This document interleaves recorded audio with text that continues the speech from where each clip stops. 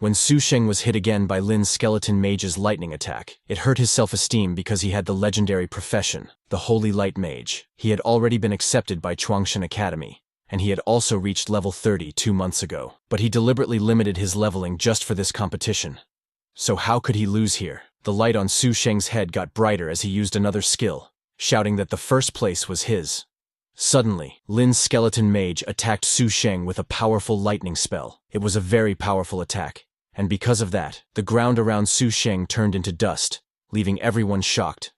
But when the smoke slowly started to clear, everyone was more shocked because Su Sheng didn't have a single scratch on his body, even after getting hit by the skeleton mage's powerful attack. Angry, Su Sheng told Lin to be proud of himself because Lin actually forced Su Sheng to use the Holy Light armor. Well, just as he said, there was new armor on Su Sheng's body shining in golden colors. That was the Holy Light armor. The audience was going crazy seeing Su Sheng use the Holy Light armor. The reason why everyone was that crazy is because this is one of the best skills of a Holy Light mage. It was known that its defense is extremely high. Everyone thought that Lin Moyu's skeletons wouldn't be able to break it and that he would lose. Now, Su Sheng was not scared of Lin pulling another trick because he was very confident that his Holy Light armor would protect him. He was standing proudly, challenging Lin with his eyes. Seeing Su Sheng use his most powerful skill, Lin also got ready to use something powerful. However, Su Sheng smiled in arrogance, saying, "Lin, there's no use because you can't even pierce my defenses right now." Well, Lin, a man of few words, didn't reply to Su Sheng with words, but with actions. He summoned 4 skeleton mage of different elements to fight Su Sheng. Just to remind you guys, this is not even 10% of Lin's power, because he can summon 170 skeletons at the moment. The whole crowd was too shocked seeing that Lin could actually summon 4 skeletons of different elements. Till now, he was only using 1 skeleton mage, so this is also his first time summoning 4 skeletons. After seeing him summon 4 skeleton mages, everyone understood that Lin hasn't been using his full strength before. Now, they were very curious to know if Su Sheng could tank this.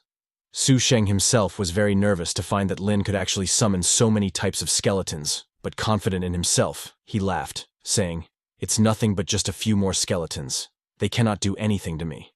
Hearing that, on Lin's command, fire, ice, thunder, and wind-type skeleton mages cast their elemental spells and directly attacked Su Sheng with full power. At first, the skeleton mages' spells hit Su Sheng, but because of his Holy Light armor, their spells were not able to penetrate. When Su Sheng saw that, he became more confident, telling Lin that he wouldn't be able to penetrate his defenses.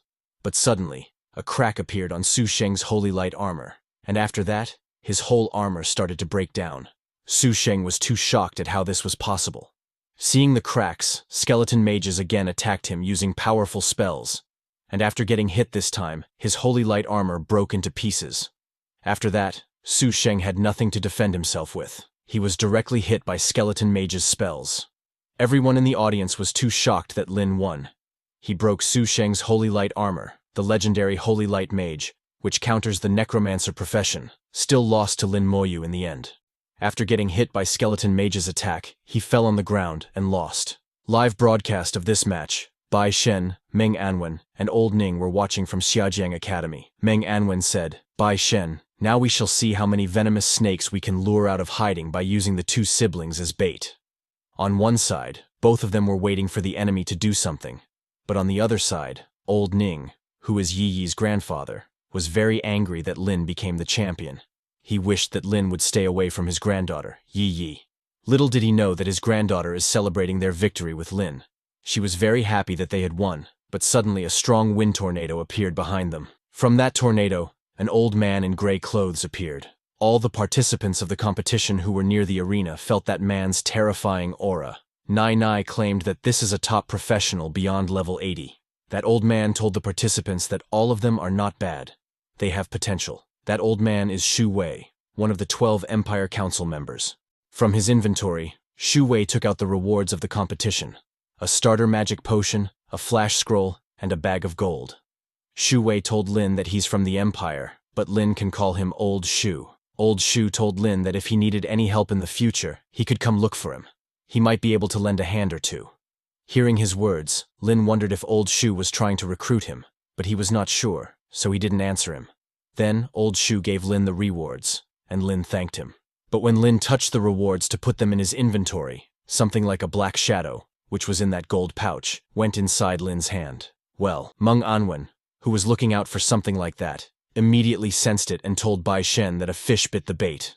Lin put that gold pouch in his inventory, but he also felt that something touched his hand, but he was not sure. Yi Yi also noticed that Lin was worried about something, so she asked him what happened, but to not worry her, Lin lied, saying nothing happened. When Meng Anwen told Bai Shen that a fish bit the bait, Bai Shen got very angry, asking him who it was. Meng Anwen told him that it was Shu Wei, saying although I can't be certain, I'm 80% sure of it. Old Ning was also very angry after finding out that it was actually Shu Wei. He said that if it was really Shu Wei, then this problem is big. Old Ning didn't expect a member of the demon-worshipping cult to have already infiltrated to this level. Meng Anwen was also quite nervous because Shu Wei is one of the 12 council members after all. Meng Anwen said that he would go and thoroughly confirm it again. On the other hand, in the competition of hunters above level 30, Lin's sister, Mohan, achieved victory. Seeing his sister win, Lin said, "Sure enough, sister's abilities were enough to easily clinch the champion title." Yi Yi was surprised to find that Mohan is Lin's older sister. She was amazed to see what a beauty Lin's sister is. And just like when Lin won again, a wind tornado appeared in front of Mohan after she won. Again, from the tornado, Shu Wei appears. Then he repeated the same thing he said to Lin. He told Mohan that if she needed any help in the future, she could come look for him. He might be able to lend a hand or two. Then again, he took out the reward same as Lin's and handed it over to Mohan. When he took out to give the gold pouch to Mohan, seeing that pouch in Lin, that uneasy feeling appeared again, but this time, he was not going to let it go. He immediately told Yi Yi to use her skill to observe that pouch of gold coins.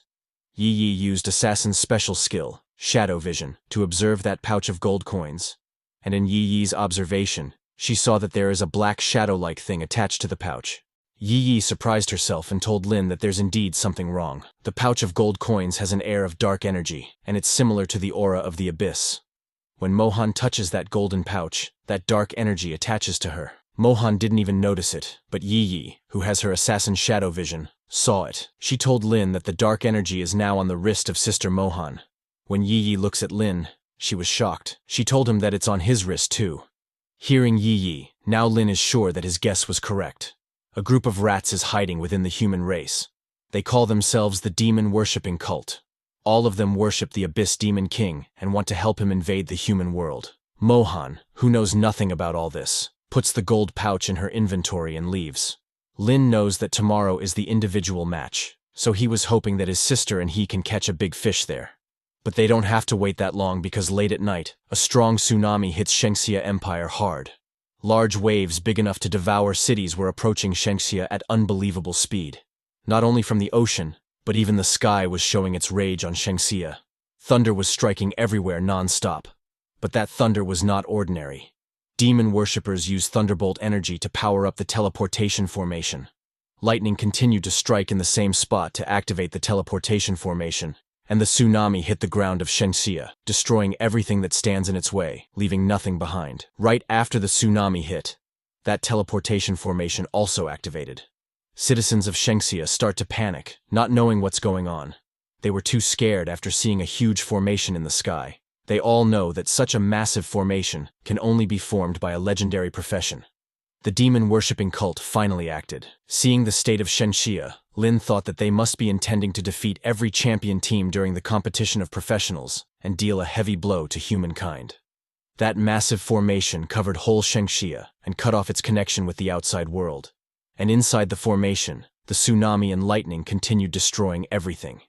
This scene was very scary for normal citizens because they lost their homes and everything. They were scared if they are really going to die here. Suddenly, in the sky, people wearing black robes emitting a red aura of the abyss appear. When Lin saw them, he immediately recognized that they are all top professionals over level 70. But suddenly, lightning strikes, and right in front of those demon worshippers, their leader appears wearing the same clothes. When that leader appears, Lin felt a very powerful aura. He understands that this person is at least level 80, but what was more shocking to Lin was that this person is at the same level as council member Shu Wei. Seeing them, citizens start to panic, saying, "It's over. That's the symbol of the demon-worshipping cult." But soldiers of Shengxia Empire were not afraid of them. A soldier commander said, "These guys are really daring.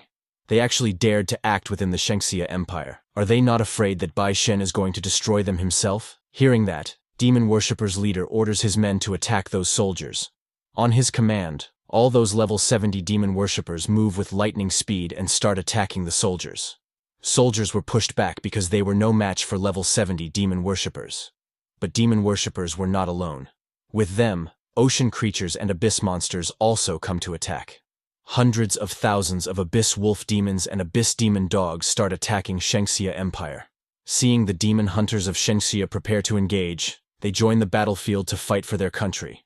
Lin, who has that abyss dark energy attached to his wrist, uses it to attract the attention of abyss demons and demon worshippers by spreading the abyss energy all around. Abyss demons noticed it.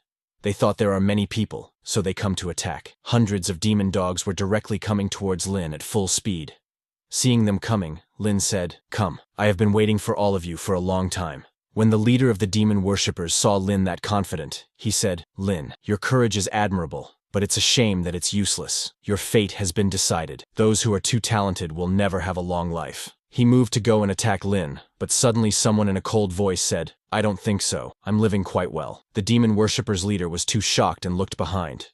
The one who said that was Lord Bai Shen. Bai Shen said, "Looks like you anticipated my arrival, council member Shu Wei." Hearing Bai Shen, the demon worshippers' leader took off his mask, saying he knew he couldn't hide from Lord Bai Shen. Bai Shen said, "Shu Wei, you didn't escape even when you're facing me. It looks like you've made preparations." Shu Wei released abyss energy from his body, saying if he didn't have support, who would dare to incur Lord Bai Shen's wrath? The energy that came out of Shu Wei gathered beside him, and from that abyss energy, an abyss demon king appears. The one who came is Demon King Succubus. When Demon King Succubus appears, Shu Wei starts to shake in fear. When the Demon King Succubus comes, Bai Shen understands everything. He was wondering who could make a top-level 83 professional become their demon lapdog, but now he knows who it is. Demon King Succubus smiles, saying it's a shame that this Demon King couldn't bewitch Lord Bai Shen. Bai Shen told Demon King Succubus that since she is here, then stay. She must pay the price for causing trouble in his Shengxia Empire. Hearing him, Demon King Succubus said, "Looks like Lord Bai Shen is very confident, but it's a shame that I'm not planning to stay." She told Bai Shen that she only came to kill someone. She will leave after she kills Bai Shen's Shengxia Empire's geniuses. Suddenly, a big glowing eye appears beside Demon King Succubus. Demon King Succubus laughs, saying, "Since Lord Bai Shen has so much confidence to hold a Demon King, right now, does he still have the confidence?"